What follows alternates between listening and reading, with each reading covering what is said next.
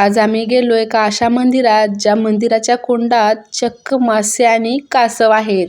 नमस्कार, स्वागत आहे तुमचे आजच्या माझ्या मिनी ब्लॉगमध्ये.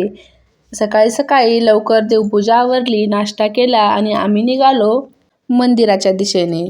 आज आम्ही जाणार आहोत पुण्यापासून 40 किलोमीटर अंतरावर असलेल्या बनेश्वर महादेव मंदिर येथे. हे मंदिर पुणे-सातारा हायवेला असलेल्या नसरापूर या गावामध्ये आहे. मंदिर खूप छान आहे. या मंदिराची स्थापना पेशवे बाजीराव यांचे पुत्र नानासाहेब पेशवे यांनी 1749 मध्ये केली होती. हे मंदिर पेशवे काळातील तर आहेच, पण या मंदिराचे प्रमुख आकर्षण येथील 2 कुंड आहेत. ज्या एका कुंडामध्ये रंगीबेरंगी माशा पाहायला मिळतात, तर एका कुंडामध्ये कासव पाहायला मिळतात.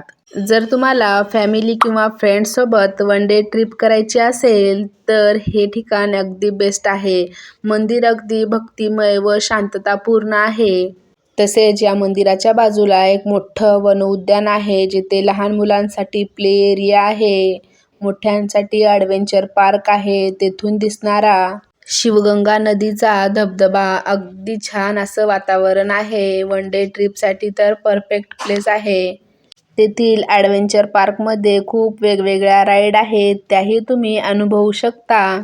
या राईड्स अगदी बजेट फ्रेंडली असल्यामुळे प्रत्येकजण या राईड्स करू शकतो. त्याचबरोबर या उद्यानात ठिकठिकाणी फोटो पॉईंटही आहेत, तेथे तुम्ही फोटो काढू शकता.